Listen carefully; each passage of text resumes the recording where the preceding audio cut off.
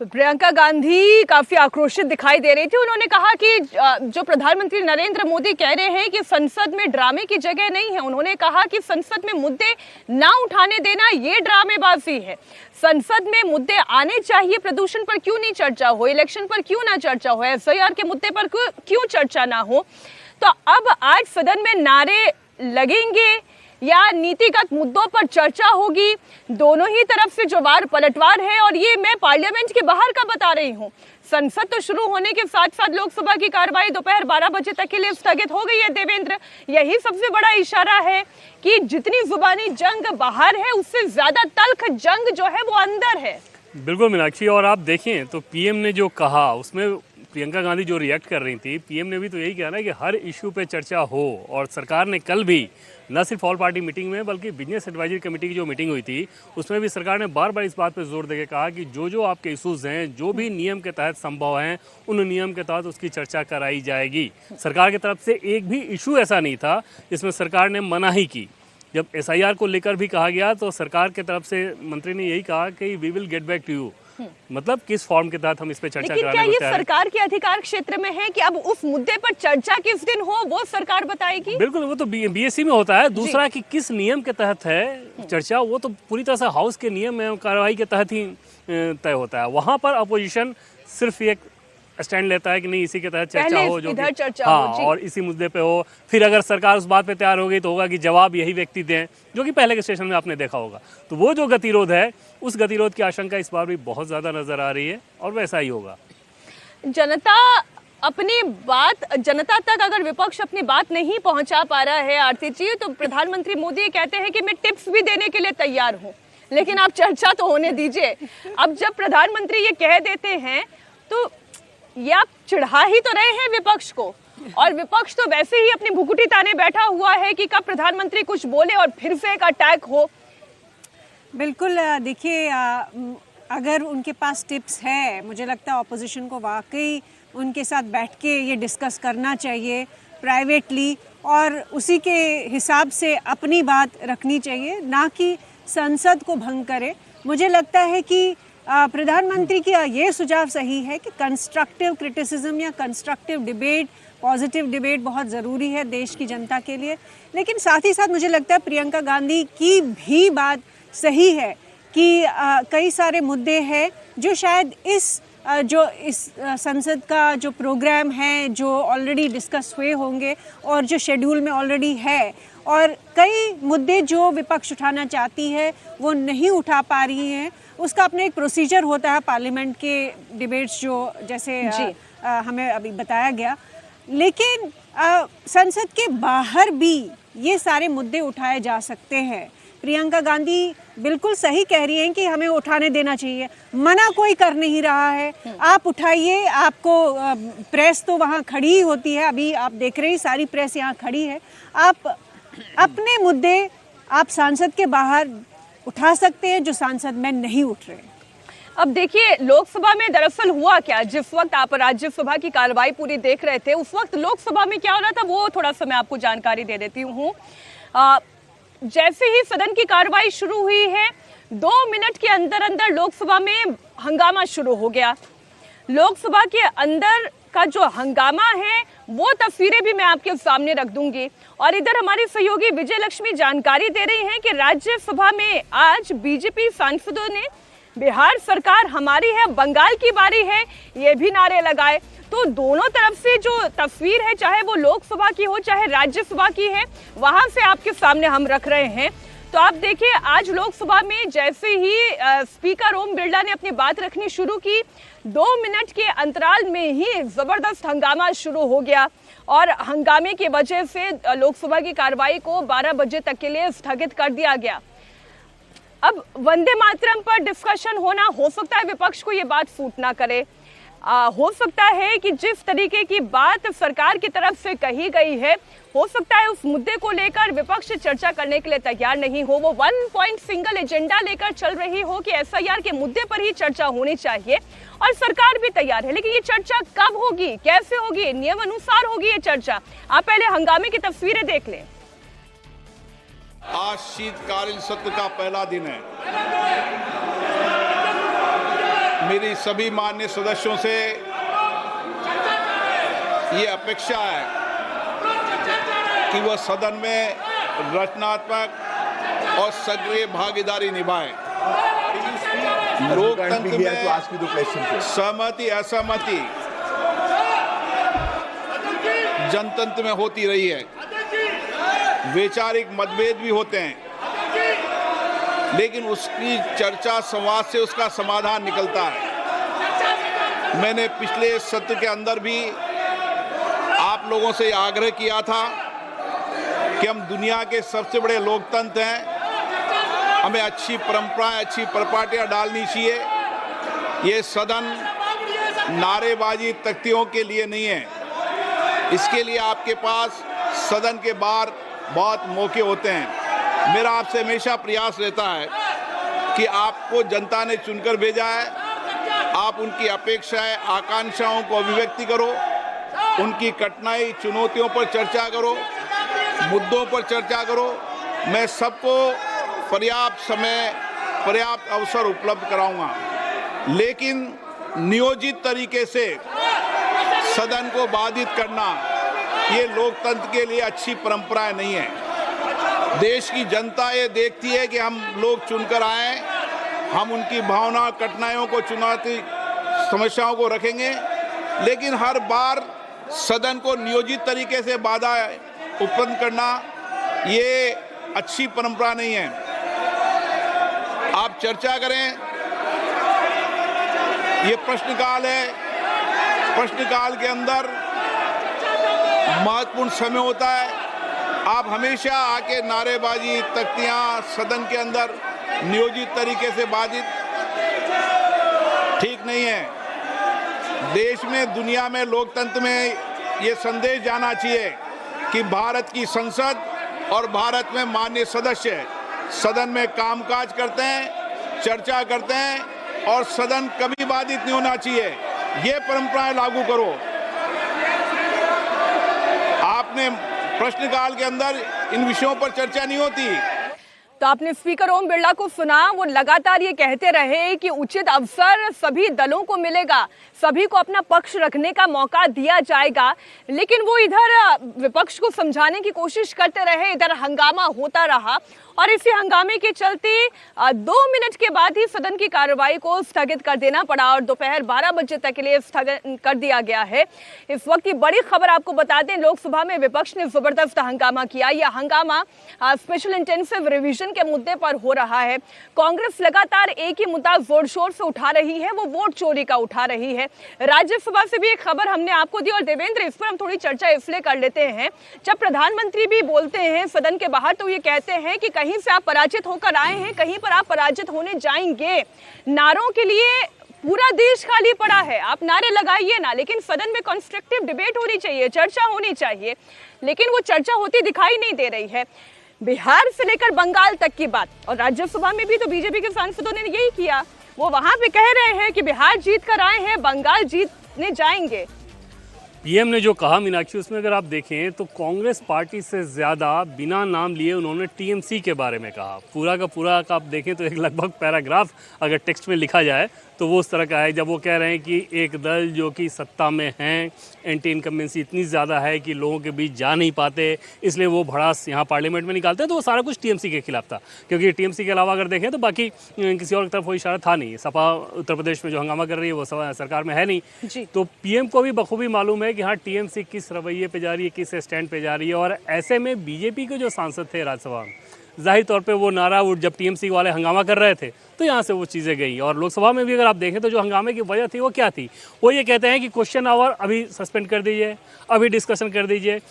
उनको भी पता है कि ये नहीं होगा, ये नहीं किया जा सकता, ये हो ही नहीं सकता, बावजूद इसके करना, क्योंकि मकसद ये रहता है कि अगर सदन की कार्रवाई बाधित होगी तो वो जो अपना brownie point, political brownie points messaging की अपनाना चाहते हैं कि इस मुद्दे को उन्होंने इतना ज़ोर शोर से उठाया कि सदन की कार्रवाई बाधित करा दे, वो कराने में सफल होते हैं। और गतिरोध का मुख्य कारण वही होता है कि एक तरह से सोची समझी रणनीति के तहत ये काम किया जाता है। तो आप देखिए, जो जनता के बीच जाते नहीं, और जिस तरफ प्रधानमंत्री नरेंद्र मोदी कह रहे थे, इशारा कर रहे थे, जो सत्ता में है, बंगाल में है ममता बनर्जी, और जो सत्ता में फिर आने की कोशिश कर रहे हैं वो कैसे अपनी खींच और अपनी भड़ास निकालने की कोशिश करते हैं और वो आके पार्लियामेंट में निकलता है। लेकिन क्या यहाँ पर वाकई में नीतिगत मुद्दों पर चर्चा हो पाएगी? अब अखिलेश यादव की भी बात करें, समाजवादी पार्टी के नेता हैं, मुखिया हैं, सारी बागडोर उनके हाथ में है, लेकिन एसआईआर के मुद्दे पर भी वो सरकार पर तीखा हमला कर रहे हैं। सरकार किस तरह काम करती है, वो ये कह रहे हैं कि सीधा रिवॉल्वर निकाल लेती है। अखिलेश यादव को आप सुने।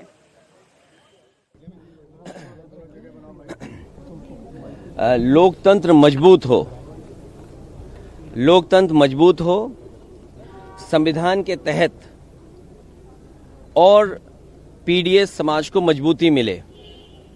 बाबा साहब भीमराव अम्बेडकर जी और देश की आज़ादी के बाद हमें एक वोट डालने का अधिकार मिला।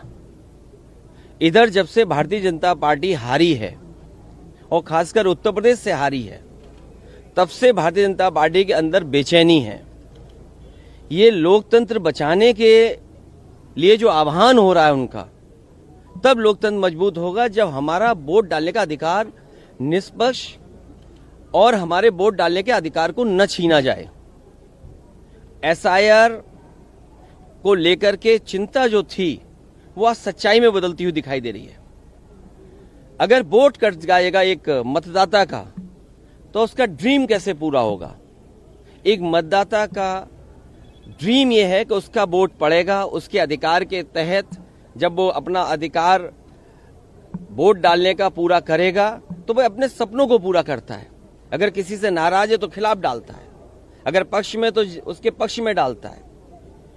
इधर जो तरीका अपनाया भारतीय जनता पार्टी ने, क्योंकि संसाधन का मुकाबला भारतीय जनता पार्टी का कोई नहीं कर सकता। जो जानकारी मुझे मिली है, हासिल हुई है, वो जानकारी ये है कि इन्होंने आईटी की कंपनियां बड़ी बड़ी हायर की हैं। उनके माध्यम से इनके पास पूरी वोटर लिस्ट का डिटेल है। इन्होंने जो हायर की हैं कंपनियां, कुछ नोएडा की कंपनियां जो इनके लिए काम कर रही हैं, नोएडा में स्थित जो कंपनियां हैं वो इनके लिए काम कर रही हैं। मोटा फीस लेते हैं, मोटा पैसा लेते हैं, तब वो पॉलिटिकल पार्टी के लिए काम करते हैं। इन्होंने बूथ वाइज आइडेंटिफाई किया है। 2024 में जो बूथ उत्तर प्रदेश में भारतीय जनता पार्टी हारी है, उन बूथों पर विशेष निगरानी, विशेष एसआईआर, वोट काटने के लिए एसआईआर, ये वोट बढ़ाने के लिए एसआईआर नहीं है। ये जो रिवीजन चल रहा है ये लोकतंत्र को मजबूत करे, वोट मिले। इलेक्शन कमीशन का काम क्या है? इलेक्शन कमीशन का काम ये है कि ज्यादा से ज्यादा वोट बने, लेकिन इधर भारतीय जनता पार्टी के दबाव में ये कोशिश हो रही है कि ज्यादा से ज्यादा वोट कटे।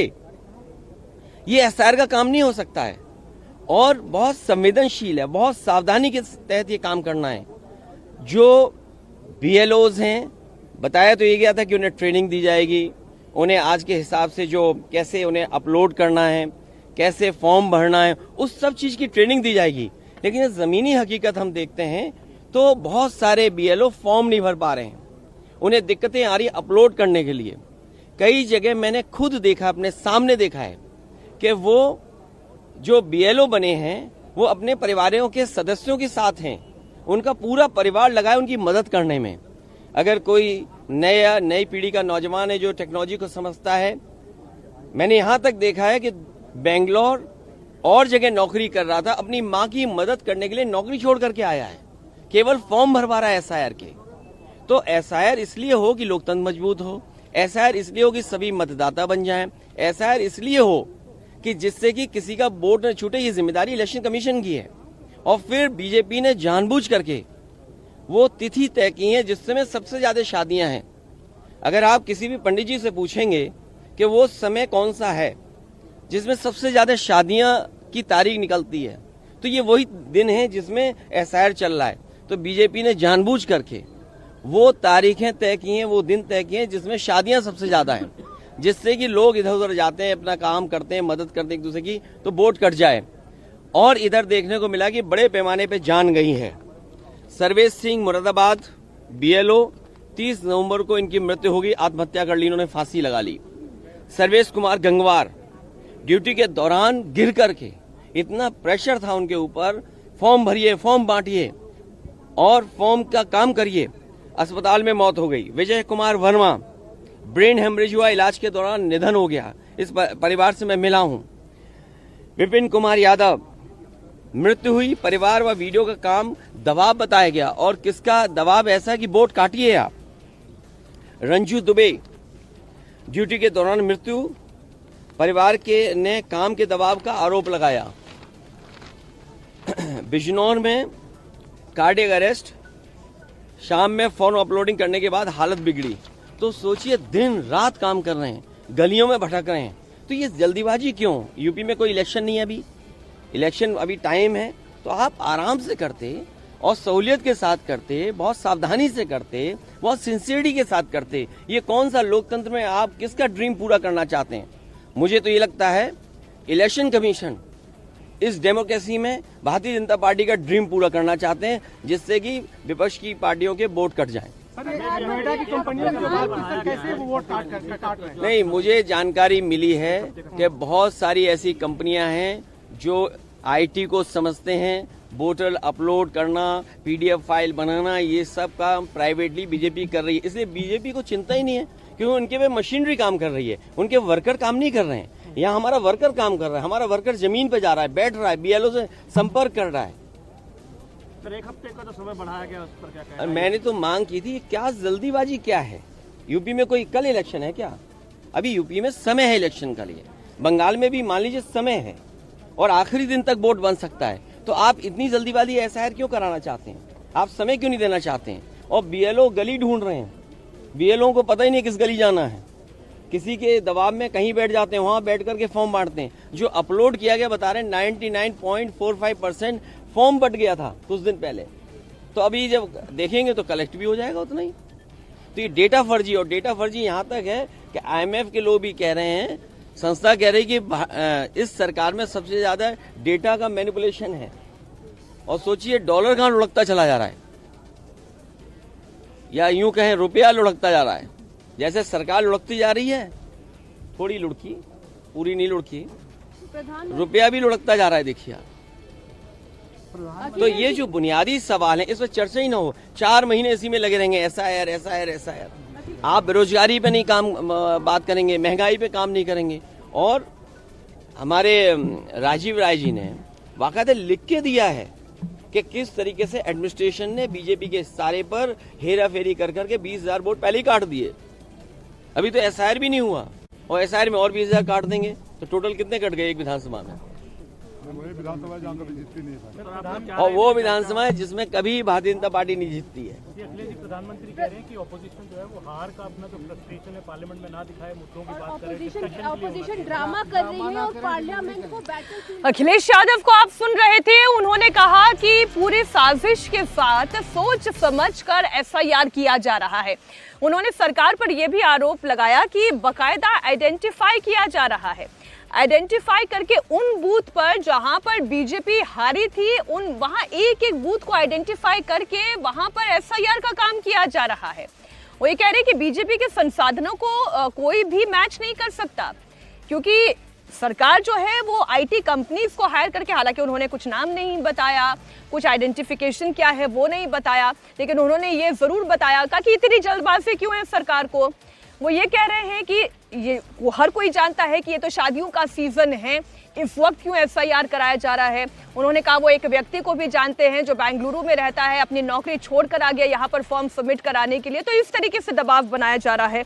उन्होंने ये पीडीए का अच्छा जिक्र उन्होंने सबसे पहले किया कि एक एक वोट का अधिकार जो है पीडीए का, वो उनके पास रहना चाहिए, वो छीना नहीं जा सकता। आरती जी, जो सीधा सीधा इशारा ये था वो संसाधनों को लेकर था कि एसआईआर का मुद्दा ये दरअसल वोट चोरी करने का ही एक तरीका है। शब्द वोट चोरी का इसलिए नहीं था क्योंकि शायद वो कांग्रेस का मुद्दा हो जाता, लेकिन उनका कहना यही था कि आइडेंटिफाई करके समाजवादी पार्टी के वोट काटने का काम कर रही है बीजेपी। देखिए, अखिलेश जी ने बहुत ही गंभीर आरोप लगाए हैं बीजेपी पे और इस सरकार पे, और अगर ये इतने ही कॉन्फिडेंट है जितनी कॉन्फिडेंस से उन्होंने ये प्रेस कॉन्फ्रेंस में ये कहा, ये सारे आरोप लगाए हैं, तो मुझे लगता है कि देश के जो इंस्टीट्यूशंस है, सबसे बड़ा इंस्टीट्यूशन हमारी जुडिशरी है, हमारे कोर्ट्स है, मुझे लगता है कि ये सारी कंप्लेंट्स लेके इनको कोर्ट के पास जाना चाहिए, सबूतों के साथ जाना चाहिए और ये दूध का दूध पानी का पानी होना चाहिए, क्योंकि जनता के मन में भी जो शंकाएं पैदा की जा रही है बार बार कि वोट चोरी हो रहा है या जिस तरह से एसआईआर का जो प्रोसेस है वो सिर्फ और सिर्फ पीडीए को अलग और उनके वोटों से वंचित करने की एक साजिश है।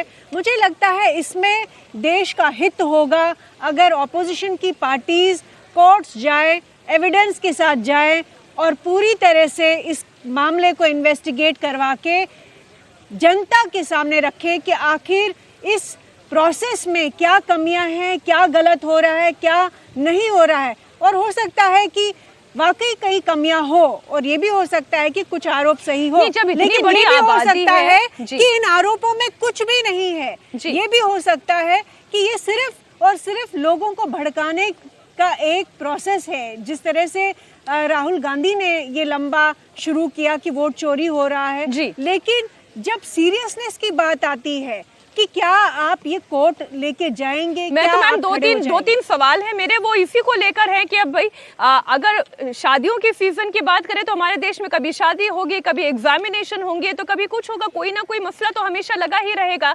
तो क्या एफआईआर ये देखकर तारीख निकाल के मुहूर्त निकाल कर किया जाएगा? सवाल ये भी वो ये कह रहे हैं कि हमारे बूथ वर्कर्स हैं, हमारे जो है हमारे पास इतने बड़े संसाधन नहीं है, हम बीजेपी के संसाधनों का मैच नहीं कर सकते, लेकिन अगर बूथ वाइज आइडेंटिफाई करके वोट काटने का काम हो रहा है तो आपके पार्टी के वर्कर्स भी तो उन बूथ पर मौजूद हो सकते हैं, वो वहां पर जाकर इसे रेक्टिफाई करवा सकते हैं। अगर कहीं कोई त्रुटियां हो रही हैं तो कमी कहां पर है?